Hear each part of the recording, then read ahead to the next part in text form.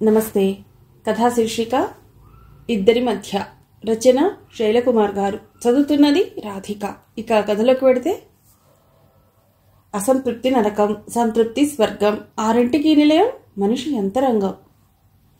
Fine, ఆనందంగా అని చేతిలోని కాగితాలు టేబుల్ మీద పడేసి తృప్తిగా వెనక్కి వాలాడు యాచేంద్ర. తన మనసులోని భావాన్ని సరిగ్గా తను అనుకున్నట్టే ఆ రచయిత రాయగలిగినందుకు ఆనందం నిండిపోయింది అతడి మనస్సంతా. ఆ క్షణంలోనే ఆ గదిలోకి వచ్చింది మహిమ. అతడు తనను చూసే ఆ మాట అన్నాడనుకుంది ఆమె. గర్వంతో పెద్దవయ్యాయి కళ్ళు. విరిసి విరియని చిరునవ్వు అలంకారమైంది ఆమె పెదవులకు. అప్పుడు సమయం రాత్రి 11. నగరం క్రమక్రమంగా నిశ్శబ్దంలోకి జారుకుంటోంది. చీకటి దుప్పటికి నక్షత్రాలు కుట్టినట్లు ఉంది ఆకాశం. వెన్నెల స్నేహం వల్ల చల్లబడి మనుషులను వేడెక్కిస్తోంది గాలి. ఆ గదిలో ఉన్న మహిమకు, యచేంద్రకు అవేవీ తెలియవు. అసలు ఆ గదే ఒక ప్రత్యేకమైన ప్రపంచంలా ఉంది. ఆకాశాన్ని కత్తిరించి అక్కడ ఉంచినంత విశాలం, హిమాలయాలో అక్కడే ఘనీభవించినంత చల్లదనం, మేఘాలతో అల్లినంత మెత్తని కార్పెట్, సముద్రపు పాయను సీసాలో బంధించారా అన్నట్లున్న అక్వేరియం, గంభీరతను సంతరించుకున్న నిశ్శబ్దం, విదేశీ పరిమళం నిండి మత్తుగా జోగుతున్న గాలి. ఆ గది, ఆ ఇల్లు చూస్తే లక్ష్మి ఇక్కడ తాండవిస్తూ ఉండగా నేను ఆ వైకుంఠంలో ఎందుకు అనుకుంటాడు మహావిష్ణువు. ఏమిటి ఫైన్ అంటున్నారు మత్తుగా అంటూ యచేంద్ర పక్కన అతన్ని ఆనుకుంటూ కూర్చుంది మహిమ. అంటూ ఆమె కేసి తిరిగాడు యచేంద్ర, తనను కమ్మేసిన పరిమళంలో కిరిబిక్కిరవుతూ. ఆమెను చూశాక తెలిసింది అది ఆమె శరీరాన్ని తాకి రెట్టింపైన గంధపు సువాసనని. అప్పుడే స్నానం అయిపోయిందా అడిగాడు నవ్వుతూ. నువ్వు వెయిట్ చేస్తూ ఉంటావని మత్తుగా నవ్వుతూ అంది కొంటెగా. ఓకే, స్క్రిప్ట్ చూడు, రేపటి సీన్ ఏమిటంటే వివరించబోయాడు యచేంద్ర. ఇంద్ర విసుగు నిండిన స్వరంతో అంది. ఆమె కంఠస్వరంలో విసుగు కూడా అందాన్ని, సౌకుమార్యాన్ని ఆపాదించుకుంది. ఏమిటి హిమ అడిగాడు. ఎప్పుడు డైలాగులు, సీన్లు, స్టార్ కట్ ఇదేనా? సనువుగా అతడి భుజం మీదికి ఒరుగుతూ అంది మహిమ. నగ్నంగా, నాజుగ్గా, సున్నితంగా ఉన్న భుజం మెత్తగా అతడి భుజాన్ని తాకింది. శిరోజ పరివేష్టితమైన పరిమళం అతడి నాసికకు సోకింది. ఆమె కళ్ళల్లోకి చూశాడు యచేంద్ర.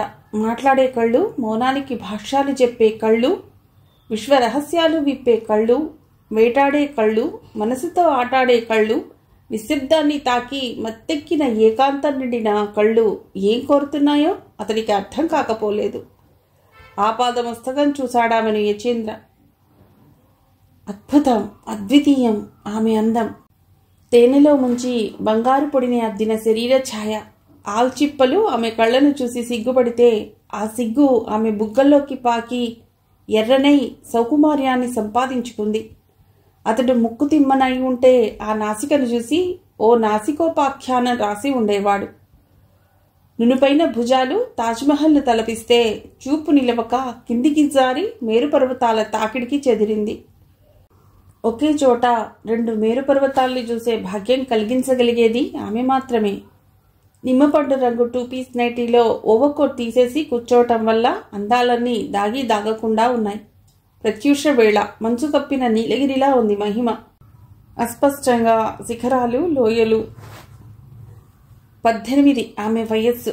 2 ఏళ్ల క్రితం ఓ గుడి ముందు పూలమ్ముకుంటున్న ఆమె యచేంద్ర ద్వారా సినీరంగానికి పరిచయం అయింది. అతి తక్కువ కాలంలోనే అందరికీ ఆమె కళ్ళరాడి అయ్యింది.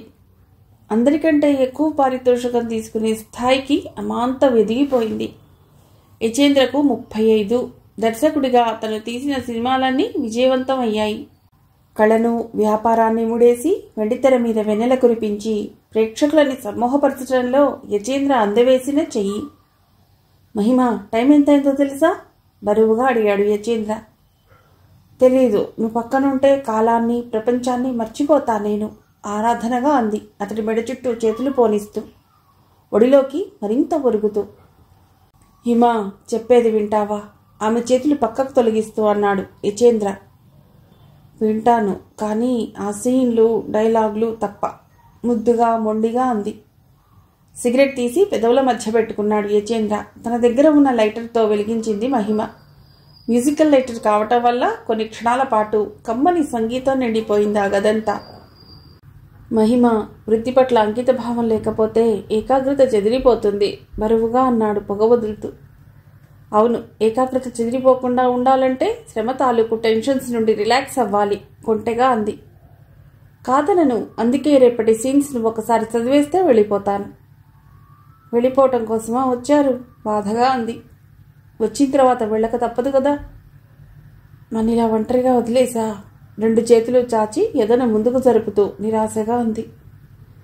అక్కడ నా భార్య ఒంటరిగా ఉంటుంది పైకి లేస్తూ అన్నాడు. విషాదంగా చూసింది అతడికేసి. అదే ఎప్పుడూ ఆమెకు ఆశ్చర్యం. ఆమె కావాలనుకుంటే కోటీశ్వరులు, అందగాళ్ళు ఆమె వాకిలి ముందు పడిగాపులు పడతారు. ఒక్క రాత్రి ఆమె అంగీకరిస్తే లక్షలు ఖర్చు పెడతారు. యచేంద్ర పట్ల ఆమెకు కృతజ్ఞత. పావలా పూలు అమ్ముకునే స్థాయి నుండి 25 కోట్ల ఆస్తికి తాను వారసురాలు కావటానికి కారణం అతడు. అందుకే అతన్ని కోరుకుంటోంది ఆమె. శారీరకంగానే కాదు, మానసికంగా కూడా. అతడి సామీప్యంలో మనసు పాత్ర నిండా ఆనందామృతం నిండిపోతుంది. కానీ అతడు అందకుండానే ఉన్నాడు. అతి సమీపంలో ఉంటున్న అద్దంలోని ఆకారంలా ఏ అనుభూతి ఇవ్వలేకపోతున్నాడు. ఇంద్రా, నేను భార్యలానే అనలేక, అనకుండా ఉండలేక, మనస్సు గొంతు నులమలేక, నిస్సిగ్గు తలుపులు నిలువునా తెరవలేక గాద్గద్యంగా అంది మహిమ. ఆమె దగ్గరికి నడిచాడు యచేంద్ర. దీపావళి దివ్వెలాంటి ఆమె కళ్ళల్లోకి చూశాడు. నిస్సందేహంగా గుచ్చుకున్న ఆమె చూపులకు శరీరం విచ్చుకుంటుంది. కోరిక రెచ్చిపోతుంది ఎవరికైనా. భూకంపానికి ముందు భూమి అడుగు పొరల్లో ఏర్పడిన కదలిక అతడిలో. హిమ, ఏమిటి వెర్రి? భార్య వేరు, భార్యలాగా అవ్వటం వేరు. ఆప్యాయంగా ఆమె తలనిమిరాడు. స్క్రిప్ట్ చదువుకో అని కదలబోయాడు. తీగ ఆధారాన్ని అల్లుకున్నట్టు అతడి చెయ్యి పట్టుకుంది మహిమ. ఈ ఇండస్ట్రీలో నన్ను కోరుకొని మగవాడంటూ ఎవరూ లేరు, నువ్వు తప్ప. నీకు కోరికే లేదా, లేక నేనే కోరుకుంటున్నాననా? గాద్గద్యంగా అడిగింది మహిమ. ఏం చెప్పాలో, మనస్సుని ఎలా విప్పాలో అర్థం కావడం లేదు అతడికి. కాదనలేడు, అవునని అంగీకరించలేడు. కోరిక లేక కాదు హిమ, కానీ నేను కోరుకునేది నా భార్య అమ్ములును. ఆమె నాకన్నా అందంగా ఉంటుందా? తనలో తాను కుంచుకుపోయి అడగలేక అడిగింది మహిమ. అవుననుకుంటా. ఆ తర్వాత యచేంద్ర కళ్ళేడు. ఒంటరిగా మిగిలి శూన్యంగా రగిలి తిరస్కారం వల్ల కోపం శోకమై సోఫాలో వాలిపోయింది మహిమ. ఆ ఇంటి ఆవరణలోకి అడుగుపెట్టిన మరుక్షణంలో చాలా ఆనందంగా ఫీల్ అయింది మహిమ. చాలా విశాలమైన ఆవరణ, మధ్య కుటీరంలా డిజైన్ చేయబడిన చిన్న ఇల్లు, చుట్టూ పూలదోట, అందమైన లాన్. తన భవంతికి ఆ ఇంటికి మధ్య భేదం కొట్టొచ్చినట్లు తెలుస్తోంది. ఆ తోట చూస్తూనే మనస్సు నిండా తెలియని ప్రశాంతత. తన ఇంట్లో ధనం తాలూకు గర్వం కనిపిస్తోంది. అక్కడ ఆత్మీయతానురాగం ఏదో వినిపిస్తోంది. మీరు ఆర్టిస్ట్ మహిమ గదూ? పలకరింపుకు తేరుకుని తలెత్తింది మహిమ. ఎదురుగా ఓ స్త్రీ నిల్చుని ఉంది. అవును అంది అప్రయత్నంగా మహిమ. రండి, ఇంట్లోకి దారి తీస్తూ పిలిచిందామె. యచేంద్ర స్టూడియోకి వెళ్లారు చెప్పింది ఆమె మహిమను కూర్చోమని సోఫా చూపిస్తూ. నేను వారి శ్రీమతిని చూడాలని వచ్చాను. ఇంటిని పరిశీలనగా చూస్తూ అంది మహిమ. అవునా, చెప్పండి. ఆమె ఎదురుగా కూర్చుంటూ కొంగుతో చేయి తుడుచుకుని అంది ఆమె. అములు అంటే నేనే, ప్రశాంతంగా నవ్వి అంది. ఆశ్చర్యాన్ని పైకి కనబడనీయకుండా ఆమెను ఏగాదిగా చూసింది మహిమ. చాలా సాదా సీదాగా ఉంది ఆమె. మామూలు నూలు చీర కట్టుకుంది. చామన ఛాయ, లావు సన్నం కాని శరీరం, శరీరానికి తగ్గ ఎత్తు, ముఖంలో అలసట. 2 పిల్లల తల్లి కావటం వల్ల కాస్త పెరిగిన పొట్ట, నడుం దగ్గర అనుభవం తాలూకు మడతలు. ఏ ప్రత్యేకత లేదా ఆమెలో. మహిమతో పోలిస్తే ఆమె ఏమాత్రం అందగత్తె కాదు. ఈమె కోసమా యచేంద్ర తనను కాదనుకుంటున్నది అనుకుంది మహిమ మనస్సులో. పని మనిషి ఇద్దరికీ కాఫీలు అందించింది. చెప్పండి తిరిగి అంది అమ్ములు నవ్వుతూ. ఆ నవ్వులో ఏదో ప్రశాంతత. రాత్రి యచేంద్ర లేటుగా వచ్చారు గదు అంది మహిమ. ఆమె అడుగుతుందో చెబుతుందో అర్థం కానట్లు చూసింది అమ్ములు. పని ఉంటే దాదాపు ప్రతి రాత్రి ఆయన ఆలస్యంగానే వస్తారు. ఆ విషయం తనకు కొత్త కాదన్నట్లు చెప్పింది అమ్ములు. కావచ్చు, కానీ రాత్రి యచేంద్ర ఎక్కడ ఉన్నాడో మీకు తెలుసా? ఓరగా చూస్తూ అడిగింది మహిమ. తెలుసు. క్షణం పాటు కలవరపడింది మహిమ. అంత మహానటి అయి ఉండి ఆ కలవరపాటును దాచుకోలేకపోయింది. అర్ధరాత్రి వరకు ఆయన నా ఇంట్లో ఉన్న విషయం మీకు తెలుసా? నమ్మలేక అడిగింది ఆశ్చర్యంగా మహిమ. తెలుసు, ప్రశాంతంగా చల్లగా చెప్పింది అమ్ములు. ఏం జరిగిందో కూడా తెలుసా? అంది అమ్ములు చిన్నగా నవ్వి. అంతా తనకు స్పష్టంగా తెలుసు అన్న అర్థంలో. ఆ క్షణం అక్కడి నుంచి మాయమవ్వగలిగితే ఎంత బాగుండు అనుకుంది మహిమ. తలెత్తి అమ్ములు మొహంలోకి చూడటానికి చాలా కష్టం అనిపించింది ఆమెకు. శిక్ష వేయబోయే వ్యక్తే శిక్షింపబడిన పరిస్థితి అది. ఏ విషయమైనా సరే ఆయన నాకు చెప్తారు. మా ఇద్దరి మధ్య ఏ రహస్యాలు లేవు. అంతరంగ వివరణ ఇస్తున్నట్లు మెల్లిగా చెప్పింది అమ్ములు. భర్త పట్ల ఆమెకున్న నమ్మకానికి ఆశ్చర్యం వేసింది మహిమకు. ఆనందము కలిగింది. ఎంతటి అవగాహన అనుకుంది. నిజంగానా? ఆశ్చర్యంగానే అడిగింది మహిమ. ఆయన ఇంతవరకు నాతో అబద్ధం చెప్పలేదంటే మీరు నమ్మకపోవచ్చు. మీకు జలసీగా లేదా? చాలాసేపటి తర్వాత అడిగింది మహిమ. ఎందుకు? నిజాయితీ అమ్ములు కంఠంలో. మరో స్త్రీ యచేంద్రను కోరుకున్నందుకు. హాయిగా నవ్వింది అమ్ములు. నీవు చాలా అమాయకురాలివి అన్నట్లు నవ్వింది. యచేంద్ర లాంటి వ్యక్తిని ఏ స్త్రీ అయినా కోరుకుంటుంది మహిమ. తెల్లబోయింది మహిమ. కానీ యచేంద్ర కోరుకుంటాడని నేననుకోను, తిరిగి అంది అమ్ములు ఎంతో నమ్మకంగా, దృఢంగా. ఎందుకని? ఆయనకు నేనంటే ఉన్న అభిమానం, ప్రేమ. ఒకవేళ ఏదో ఓ బలహీన క్షణంలో కోరుకుంటే? ఆ విషయం కూడా నాతో చెప్పేంత నిజాయితీ అతడిలో ఉంది. నేను అడిగేది నిజాయితీ గురించి కాదు, మీరేం చేస్తారని. సరిగ్గా దొరికావన్నట్లు అడిగింది మహిమ. ఏమో, అలాంటి స్థితి నాకు రాదు అని నా నమ్మకం. కొన్ని పరిస్థితుల్లో మనం ఎలా ప్రవర్తిస్తామని ఊహించుకోవడం కష్టం. ఆ పరిస్థితి నిజంగా ఎదురైతే తప్ప నిట్టూరుస్తూ చెప్పింది అమ్ములు. భర్త ప్రేమ పట్ల ఆమెకు ఉన్న నమ్మకానికి లోపల ఎంతో పొంగిపోయింది మహిమ. తనకు ఆమెకు మధ్య ఉన్న భేదం లీలగా తెలుస్తోంది. పైకి లేచింది వెళ్ళటానికని మహిమ. Lunch break. 1 గంట పైగా విరామం అందరికీ. నటీనటులు, సాంకేతిక నిపుణులు అందరూ తలో మూల సర్దుకున్నారు భోజనాలకి, విశ్రాంతికి. రచయితతో మాట్లాడుతున్నాడు యచేంద్ర. సార్, మేడం పిలుస్తున్నారు. యచేంద్ర దగ్గరికి వచ్చి చెప్పాడు అసిస్టెంట్ డైరెక్టర్. మహిమ ఉన్న ఎయిర్ కండిషన్ మేకప్ రూమ్లోకి అడుగుపెట్టాడు యచేంద్ర. అతడు రావటంతో అంతవరకు అక్కడ ఉన్న టచ్అప్ వేసే అమ్మాయి బయటికి వెళ్ళిపోయింది. యచేంద్ర, మహిమ ఇద్దరే మిగిలారు ఆ గదిలో. జాకెట్టు, లంగా మాత్రం ధరించి ఉంది మహిమ. సాయంత్రం వేళ కొండలకు అడ్డుగా నిలిచిన నీలిమేఘంలా ఎదపై ఓ పల్సని టవల్ వేసుకుంది. ఆమె వెనుక పెద్ద అద్దం ఉండటం వల్ల మెడ, వీపు కూడా కనిపిస్తున్నాయి. ఏం హిమ?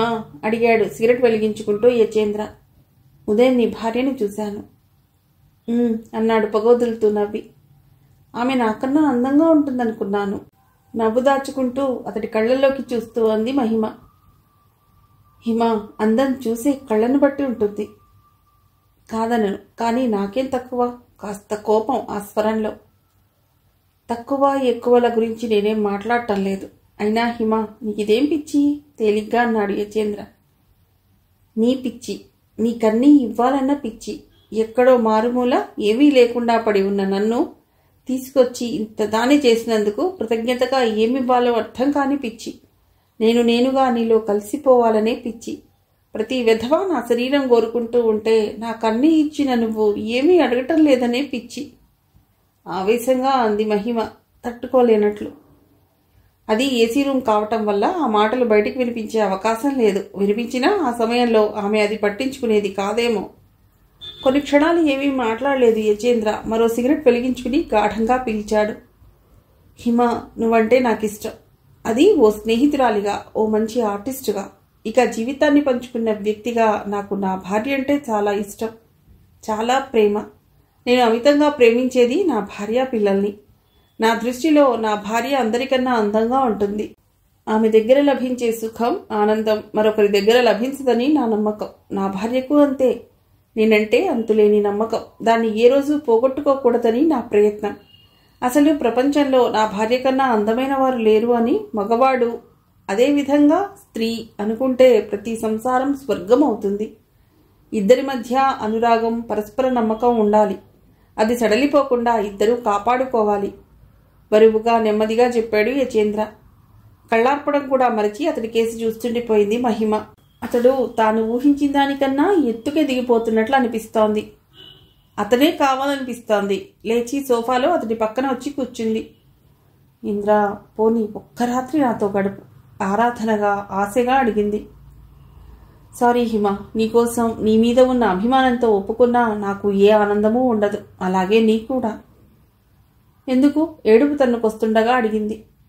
లక్షల మంది ప్రేక్షకులు దాదాపు నగ్నంగా చూసిన నీ శరీరంలో నాకు ఏ ప్రత్యేకత అనిపించదు. కనీసం నిన్ను మనసారా ముద్దు పెట్టుకోలేను.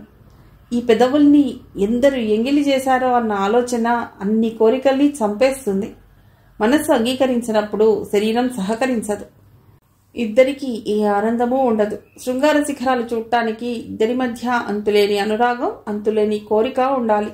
చాలా స్పష్టంగా నిదానంగా చెప్పాడు. శిలలా కూర్చుండిపోయింది మహిమ. అతడు ఎంత బలంగా కాదంటున్నాడో అంతకన్నా బలంగా అతడే కావాలనిపిస్తోంది ఆమెకు. అతడిలోని ప్రత్యేకత అర్థమైంది. అలాంటివాడు తనకు దక్కలేదే అన్న బాధ, అతడు తన మిత్రుడన్న ఆనందం. ఒకేసారి నవ్వు, ఏడుపు మహిమలో. మహి, నా మాట విని ఓ మంచి మనిషిని పెళ్లి చేసుకో. గడిచిన దాన్ని వదిలేసి భవిష్యత్తు జీవితాన్ని నిజాయితీగా గడుపు. ఆప్యాయంగా ఆమె భుజం తట్టి కదిలాడు యచేంద్ర. ఆ మర్నాడే మహిమ తనకు వివాహం అయినట్లు ప్రకటించింది అందరికీ. అయితే భర్త ఎవరని గాని అతడి పేరు గాని ప్రకటించలేదు మహిమ. కథ సమాప్తం.